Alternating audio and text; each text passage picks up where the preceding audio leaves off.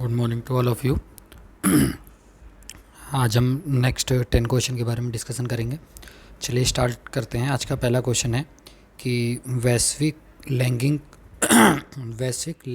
Lagging अंतराल सूचकांक 2022 में भारत को 146 देशों में से कौन से स्थान पर रखा गया है। ठीक है, वैश्विक लैगिंग अंतराल में मतलब इसको इंग्लिश में कहते हैं ग्लोबल जेंडर गैप इंडेक्स। क्या बोलते हैं? Global gender gap index. ठीक है, इसको बोलते हैं कि वैश्विक लैंगिक अंतराल सूचकांक 2022 में भारत को 146 देशों में से कौन से स्थान पर रखा गया है। जो इसका सही आंसर है आंसर नंबर बी। भारत को 135वें स्थान पर रखा गया है ग्लोबल जेंडर गैप इंडेक्स में। अब सबसे पहले इसके बारे में कुछ फैक्ट नोट कर लीजिए कि ये जो इंडेक्स है ये निकालता कौन है। ये निकालता है विश्व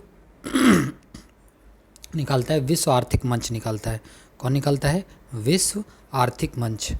विश्व आर्थिक मंच जो है, इंग्लिश वाले नोट कर सकते हैं वर्ल्ड इकोनॉमिक फोरम। कौन?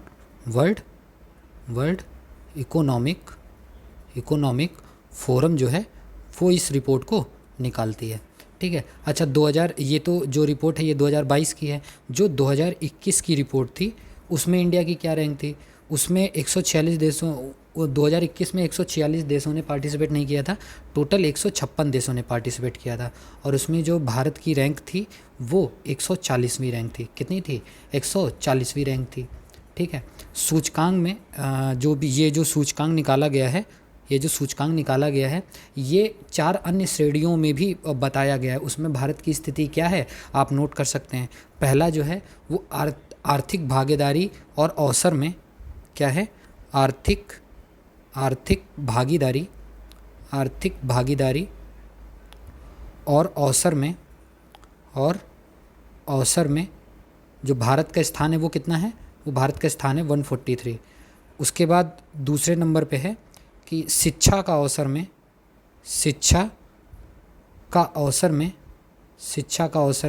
भारत का कौन सा स्थान है? भारत का 107वां स्थान है। तीसरा कौन सा है? तीसरा है स्वास्थ्य एवं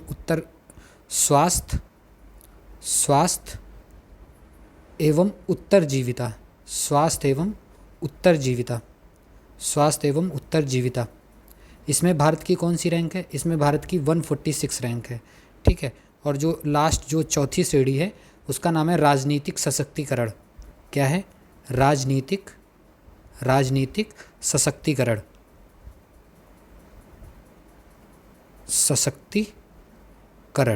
इसमें भारत का कौन सा स्थान है? इसमें भारत का 48वां रैंक है।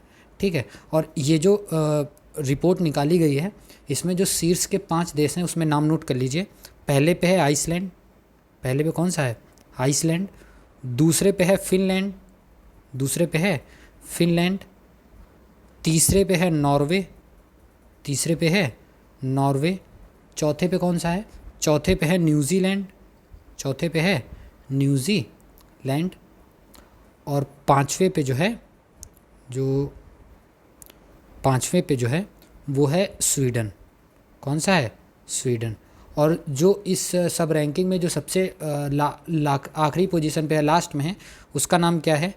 लास्ट वाले का नाम क्या है? अफ़गानिस्तान। क्या है? अफ़गानिस्तान। इसको याद रखिएगा क्योंकि ये ज़्यादा चांसेस हैं ये वाला क्वेश्चन पूछ लिया जाए। इसको डिटेल में हमने डिस्कस कर लिया। चलिए नेक्स्ट जो क्वेश्चन है उसके ऊपर चलते हैं। नेक्स्ट क्वेश्चन हमारा क्या बोलता है? नेक्स्ट क्वेश्चन बोल रहा है कि निम्नलिखित कथनों पर विचार कीजिए। आज का जो दूसरा क्वेश्चन है वो बोल रहा है निम्नलिखित कथनों पर विचार कीजिए। पहला कथन बोल रहा है कि द्वारका एक्सप्रेसवे को भारत में पहले एलिवेटेड अर्बन एक्सप्रेसवे के रूप में विकसित किया जा रहा है। और दूसरा कथन है इसे नॉर्दर्न पेरिफेरल रोड के नाम से भी जाना जाता है। Northern peripheral road, northern, English वाले ध्यान दें, नदर्न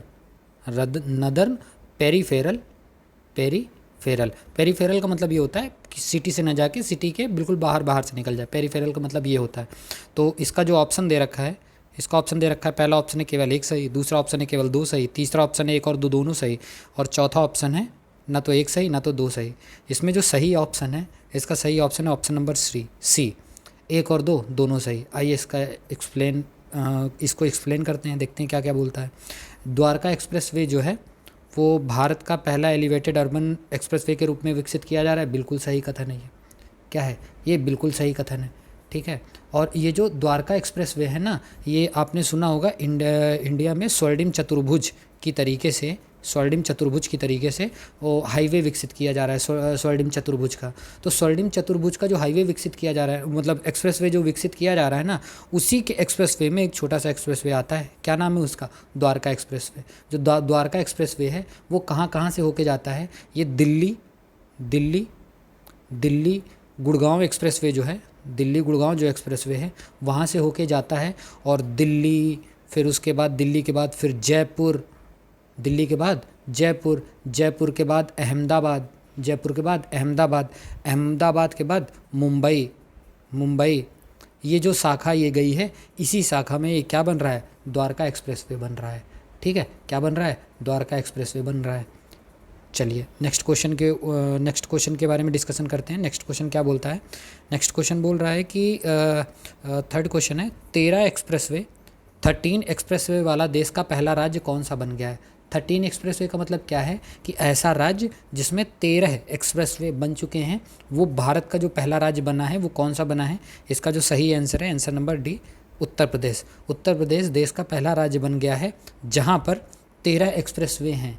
13 एक्सप्रेसवे में से 6 एक्सप्रेसवे तो अभी संचालित हैं और जो बाकी के 7 एक्सप्रेसवे हैं वो निर्माणाधीन हैं।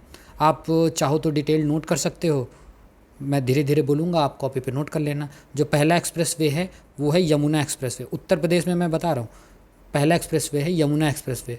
उत्तर प्रदेश में लंबाई इसकी कितनी है? 165 किलोमीटर। दूसरे नंबर पे है नोएडा और ग्रेटर नोएडा एक्सप्रेसवे। इसकी लंबाई कितनी है? इसकी लंबाई है 25 किलोमीटर। जो तीसरा एक्सप्रेसवे है उसका नाम क्या है? आगरा लखनऊ एक्सप्रेसवे। क्या नाम है? आगरा लखनऊ एक्सप्रेसवे। इसकी लंबाई कितनी है? इसकी लंबाई है 302 किलोमीटर। जो चौथा एक्सप्रेसवे है उसका नाम क्या है? चौथे एक्सप्रेसवे का नाम है दिल्ली मेरठ एक्सप्रेसवे। कौन सा है? दिल्ली मेरठ एक्सप्रेसवे। इसकी जो लंबाई है वो कितनी है? 96 किलोमीटर। और ये जो लंबाई बताई जा रही है वो उत्तर प्रदेश में लंबाई बताई जा रही है। 5वें नंबर पे कौन सा एक्सप्रेसवे है? वो है पूर्वांचल एक्सप्रेसवे। कौन सा है? पूर्वांचल एक्सप्रेसवे। इसकी लंबाई कितनी है? 341 किलोमीटर। कितनी है? 341 किलोमीटर। और जो 6वें नंबर पे, जो अंतिम नंबर पे आता है 6 नंबर पे, उसका नाम क्या है? उसका नाम है बुंदेलखंड एक्सप्रेसवे। इसकी लंबाई कितनी है? इसकी लंबाई है 296 किलोमीटर। ठीक है। और जो जितने भी संचालित एक्सप्रेसवे हैं सबकी लंबाई टोटल काउंट करेंगे कितना आ जाएगा? 2225 किलोमीटर उत्तर प्रदेश में टोटल एक्सप्रेसवे की लंबाई है। और निर्माणाधीन एक्सप्रेसवे कौन कौन से हैं आप नोट कर लीजिएगा। पहले नंबर पे है Gorakhpur link expressway.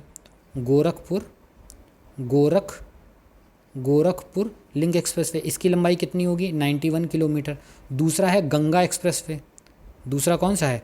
Ganga expressway. इसकी लंबाई कितनी होगी? 594 किलोमीटर। कितनी होगी? 594 किलोमीटर। तीसरे नंबर पे कौन सा आता है? तीसरे नंबर पे आता है लखनऊ कानपुर एक्सप्रेसवे। इसकी लंबाई कितनी होगी? इसकी लंबाई होगी 63 किलोमीटर। कितनी होगी? 63 किलोमीटर होगी। और जो चौथे नंबर पे आता है, चौथे नंबर का नाम क्या है? गाज़ियाबाद कानपुर एक्सप्रेसवे। गाज़ियाबाद कानपुर एक्सप्रेसवे। इसकी लंबाई कितनी होगी? 380 किलोमीटर होगी। 5वें नंबर पे कौन सा आता है? गोरखपुर सिलीगुड़ी एक्सप्रेसवे। गोरखपुर सिलीगुड़ी एक्सप्रेसवे। इसकी लंबाई कितनी होगी? 519 किलोमीटर। फिर 6वें नंबर पे आता है दिल्ली सहारनपुर देहरादून एक्सप्रेसवे। इसकी लंबाई कितनी होगी? 210 किलोमीटर। और लास्ट जो 7वां है वो गाज़ीपुर बलिया मांझी घाट एक्सप्रेसवे। इसकी लंबाई कितनी होगी? इसकी लंबाई होगी 117 किलोमीटर। और ये जो टोटल इसकी जो लेंथ निकल के आएगी वो आएगी 1974 किलोमीटर। ये पूरे एक्सप्रेसवे के बारे में जानकारी हो गई। जितने भी एक्सप्रेसवे उत्तर प्रदेश में जो संचालित हैं, जो निर्माणाधीन हैं, वो सबके बारे में जानकारी। नेक्स्ट क्वेश्चन के ऊपर चलते हैं। नेक्स्ट क्वेश्चन क्या बोल रहा है? नेक्स्ट क्वेश्चन है विश्व युवा कौशल दिवस कब मनाया जाता है? विश्व युवा कौशल दिवस कब मनाया जाता है? इसका जो सही आंसर है, इसका जो सही आंसर है, इसका सही आंसर है आंसर नंबर ए। कौन सा सही आंसर है? Answer number A. 15 जुलाई को क्या मनाया जाता है? विश्व युवा कौशल दिवस मनाया जाता है। और जो इस वर्ष की जो थीम है इसकी, इस वर्ष की जो थीम है इसकी, थीम क्या है? थीम है इसकी कि नोट कर लीजिएगा, भविष्य के लिए युवा कौशल का रूपांतरण। भविष्य भविष्य के लिए भविष्य के लिए युवा कौशल का रूपांतरण। युवा कौशल का रूपांतरण। ठीक है, युवा कौशल का रूपांतरण। और इसको मनाया कब से जाता है? इसको जो मनाया ये स्टार्ट हुआ था ये 18 दिसंबर 2014 को संयुक्त राष्ट्र महासभा, मतलब जो यूनाइटेड नेशन की जनरल असेंबली है, UNGA, यूनाइटेड नेशन की जो जनरल असेंबली है, इन्होंने इनकी सर्वसम्मति से श्रीलंका के नेतृत्व में, किसके नेतृत्व में? श्रीलंका के नेतृत्व में एक प्रस्ताव अपनाया और 15 जुलाई से इन्होंने स्टार्ट कर दिया कि हम युवा कौशल दिवस 15 जुलाई को मनाया जाएगा। नेक्स्ट क्वेश्चन के ऊपर चलते हैं। नेक्स्ट क्वेश्चन क्या बोल रहा है? हाल ही में नोवाक जोकोविच ने विंबलडन टेनिस प्रतियोगिता 2022 का पुरुष सिंगल्स खिताब जीता। ये किस देश से संबंधित हैं? ये जो संबंधित हैं ये सर्बिया से संबंधित हैं। किससे संबंधित है? सर्बिया से संबंधित है। ठीक है, नेक्स्ट क्वेश्चन के ऊपर चलते हैं। नेक्स्ट क्वेश्चन क्या बोल रहा है? नेक्स्ट क्वेश्चन बोल रहा है कि आज का 6वां क्वेश्चन है, राष्ट्रीय संस्थागत रैंकिंग फ्रेमवर्क 2022 में समग्र श्रेणी में शीर्ष स्थान कौन से मतलब संस्थान का है? इसका जो सही आंसर है answer number 1, IIT Madras. IIT Madras का क्या है? IIT मद्रास का सर्वश्रेष्ठ मतलब इसमें रैंकिंग आई है। ठीक है, और चलिए इसका कुछ एक्सप्लेनेशन देख लेते हैं हम। एक्सप्लेनेशन में क्या है? एक्सप्लेनेशन में है कि कितनी श्रेणियों में ये जो जारी किया गया है, ये कितने श्रेणियों में जारी किया गया है? ये टोटल जो जारी किया गया है, ये टोटल 11 श्रेणियों में जारी किया गया है। कितने श्रेणियों में? 11 श्रेणियों में जारी किया गया है। अब वो 11 श्रेणियाँ क्या क्या हैं आप नोट डाउन कर सकते हो, नोट डाउन कर लो। जो पहली श्रेणी है वो पहली श्रेणी है समग्र रूप से नंबर 1 पे कौन सा आया है? समग्र रूप से IIT मद्रास आया है, जो अभी इसका आंसर है। IIT मद्रास जो है वो समग्र रूप से नंबर 1 पे आया है। और उसके बाद नंबर 2 पे जो आया है, नंबर 2 पे ये IIT मद्रास पहले नंबर पे, दूसरे नंबर पे आया है IISc बेंगलोर, और तीसरे नंबर पे कौन सा आया था? IIT मुंबई। तो 3 स्थान आपको पता चल गया समग्र रूप से। पहला स्थान है IIT मद्रास का, दूसरा स्थान है IISc बेंगलोर का, तीसरा स्थान है IIT मुंबई का। ठीक है, ये तो पहली श्रेणी हो गई समग्र रूप से। जो दूसरी श्रेणी है, दूसरी श्रेणी का नाम है विश्वविद्यालय मतलब यूनिवर्सिटी रैंकिंग में नंबर 1 पे कौन आया है? यूनिवर्सिटी रैंकिंग में नंबर 1 पे आया है IISc बेंगलोर। कौन आया है? IISc बेंगलोर। दूसरे नंबर पे तीसरे नंबर पे किस श्रेणी में दिया गया है? कॉलेज की श्रेणी में नंबर 1 पे कौन है? नंबर 1 पे है मिरांडा कॉलेज। कौन सा कॉलेज है? मिरांडा कॉलेज नंबर 1 पे आया है। फिर उसके बाद तीसरे के बाद चौथी श्रेणी कौन सी है? चौथी श्रेणी है अनुसंधान संस्थान के आधार पर। अनुसंधान संस्थान के आधार पर पहले नंबर पे कौन सा आया है? पहले नंबर पे आया है IIT मद्रास। कौन आया है? IIT मद्रास। पांचवी श्रेणी कौन सी है? इंजीनियरिंग के फील्ड में नंबर 1 कॉलेज कौन सा आया है? वो आया है IIT मद्रास आया है। 5 श्रेणी हो गई। छठवीं श्रेणी कौन सी है? छठवीं श्रेणी है प्रबंधन मतलब मैनेजमेंट में नंबर 1 पे कौन सा आया है? नंबर 1 पे आया है IIM।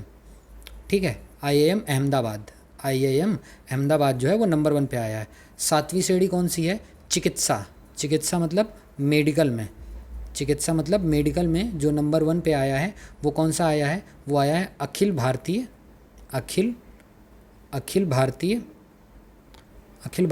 आयुर्विज्ञान संस्थान। अखिल भारतीय आयुर्विज्ञान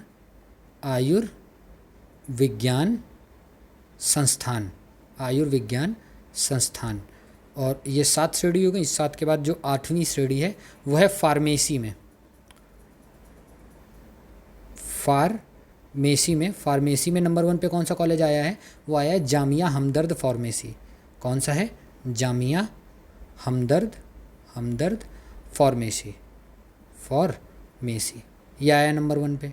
8वें के बाद 9वीं श्रेणी कौन सी है? 9वीं श्रेणी है आर्किटेक्चर में। आर्किटेक्चर में पहले नंबर पे कौन आया है? वो आया है IIT रुड़की। कौन सा है? IIT रुड़की। जो 10वीं श्रेणी है, 10th नंबर पे जो श्रेणी है वो है लॉ के मामले में। लॉ के मामले में नंबर 1 पे कौन सा आया है? वो आया है national law school of India university Bangalore. National law school of India university Bangalore, ये आया है नंबर 1 पे। और जो लास्ट श्रेणी है 11वें नंबर की, वो किस में है? वो डेंटल में है। डेंटल में नंबर 1 पे कौन सा कॉलेज आया है? वो आया है Savita institute of medical and technical sciences, Chennai. ये जो है ये नंबर 1 पे आया है। ठीक है, नेक्स्ट क्वेश्चन के ऊपर चलते हैं। नेक्स्ट क्वेश्चन क्या बोल रहा है? बुंदेलखंड एक्सप्रेसवे निम्नलिखित में किस स्थान से नहीं गुजरेगा? ठीक है, तो इसका जो सही आंसर है आंसर नंबर बी। अब आपने सुना होगा बुंदेलखंड एक्सप्रेसवे किस स्थान से नहीं गुजरेगा, तो हम पता ये कर लेते हैं कि किस स्थान से गुजरेगा। ये टोटल उत्तर प्रदेश में 7 जिलों से ये गुजर रहा है। कितने जिलों से? 7 जिलों से गुजर रहा है। नाम नोट कर लीजिएगा। पहला जिला है चित्रकूट से गुजरेगा। चित्रकूट के बाद बांदा से गुजरेगा। बांदा के बाद महोबा से गुजरेगा। महोबा के बाद हमीरपुर से गुजरेगा। हमीरपुर के बाद जालौन से गुजरेगा। कहाँ से? जालौन से गुजरेगा। जालौन के बाद औरैया से गुजरेगा। औरैया के बाद इटावा से गुजरेगा। कहाँ से? इटावा से गुजरेगा। ठीक। और इसका जो शुभारंभ किया था, वो शुभारंभ किन्होंने किया था? इसका शुभारंभ जो है वो हमारे देश के प्रधानमंत्री जी ने किया था। प्रधानमंत्री नरेंद्र मोदी जी ने इसका उद्घाटन किया था। नेक्स्ट क्वेश्चन क्या बोलता है? नेक्स्ट क्वेश्चन बोल रहा है उत्तर प्रदेश के किस शहर में अपैरल पार्क स्थापित किया जाएगा? इसका जो सही आंसर है नोएडा में अपैरल पार्क की स्थापना की जाएगी। ठीक है, चलिए, इसमें कुछ ऐसा है नहीं बताने लायक का। नेक्स्ट क्वेश्चन के ऊपर चलते हैं। आज का 9वां क्वेश्चन कौन सा है? 9वां क्वेश्चन है टाइम मैगजीन द्वारा जारी list of world's 50 greatest place of 2022 के अंतर्गत भारत में किस स्थान को चुना गया है? पहला ऑप्शन है अहमदाबाद को चुना गया है, दूसरा ऑप्शन है केरल को चुना गया है, तीसरा ऑप्शन है ए और बी दोनों को चुना गया और चौथा ऑप्शन है मुंबई को। तो इसका जो सही आंसर है आंसर नंबर सी, ए और बी। अहमदाबाद और केरल को दोनों को चुना गया है। ठीक है, और ये जो टाइम मैगजीन ने जो ये रिपोर्ट जारी की है इसमें इन्होंने कुछ फैक्ट बताए हैं। ठीक है, उस फैक्ट को आप नोट कर सकते हैं। ठीक, पत्रिका ने केरल को, ये जो केरल है, केरल को एक नाम दिया है इन्होंने eco tourism hot spot. Kerala का नाम दिया है इको टूरिज़म हॉट स्पॉट। ठीक है, इसका नाम दिया है। और अहमदाबाद को जो टाइम्स मैगजीन ने जो कहा है, वो जो टैग दिया है उसको टैग दिया है उच्च शिक्षा के शहर। इसका क्या टैग दिया है? उच्च शिक्षा के शहर, ये टैग दिया है इन्होंने। ठीक है, और टाइम पत्रिका के अनुसार केरल भारत के सबसे खूबसूरत राज्यों में से एक है। जो ये केरल है भारत का, ये सबसे खूबसूरत राज्यों में से एक है। सबसे खूबसूरत राज्यों में से एक है। ठीक है, और इसके बाद अहमदाबाद जो है वो भारत का पहला यूनेस्को विश्व धरोहर शहर है। ठीक है, और जो अहमदाबाद है, अहमदाबाद को सांस्कृतिक पर्यटन के लिए मक्का के रूप में भी जाना जाता है। अहमदाबाद को सांस्कृतिक